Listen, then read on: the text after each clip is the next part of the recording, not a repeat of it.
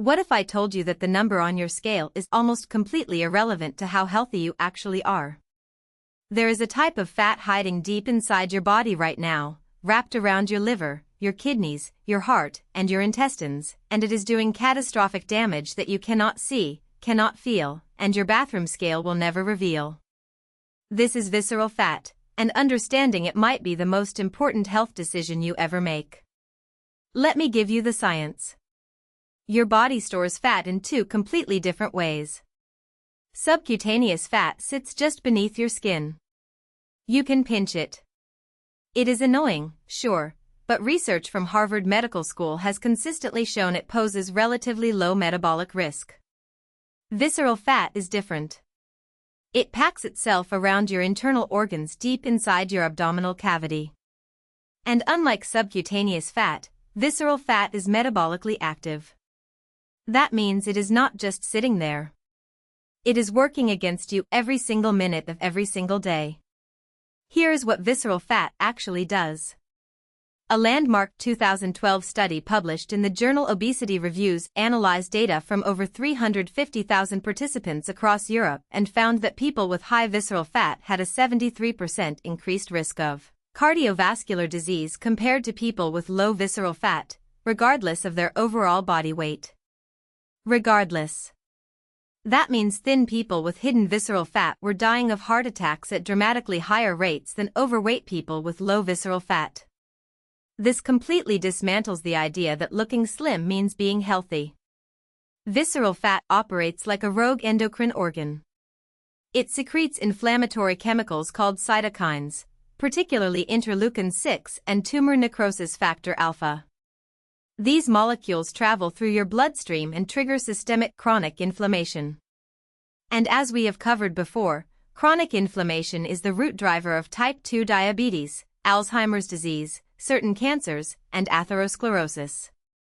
A 2018 study from the University of Michigan found that visceral fat cells release up to 3 times more inflammatory cytokines per gram than subcutaneous fat cells. 3 times more. Same size, triple the damage. But it gets more specific than that. Visceral fat is directly connected to your portal vein, which carries blood straight to your liver. That means the toxic byproducts visceral fat releases hit your liver first, before being diluted by general circulation. This is the primary mechanism behind non-alcoholic fatty liver disease, which now affects roughly 25% of the global adult population according to the World Journal of Gastroenterology in 2022. Your liver becomes inflamed and scarred, your insulin sensitivity crashes, and your pancreas starts working overtime pumping out insulin just to manage your blood sugar. Now here is the terrifying part about who has it. You do not need to be overweight to have dangerous levels of visceral fat. Researchers at the Mayo Clinic coined the term TOFI in a 2010 paper. Thin outside, fat inside. MRI scans revealed that people with completely normal BMIs had visceral fat deposits large enough to classify as metabolically obese. Approximately 30 million Americans are estimated to fall into this category. They go for their annual physical, their doctor looks at their weight and says everything looks great, and underneath, their organs are drowning in inflammatory fat. So how do you know if you have it? The best clinical measurement is a DEXA scan or abdominal MRI, but a simple waist circumference measurement is the most practical tool. The World Health Organization defines high visceral fat risk as a waist circumference above 94 centimeters for men and above 80 centimeters for women. Not your pants size. Your actual measured waist at the belly button. Now the good news, and this is genuinely remarkable.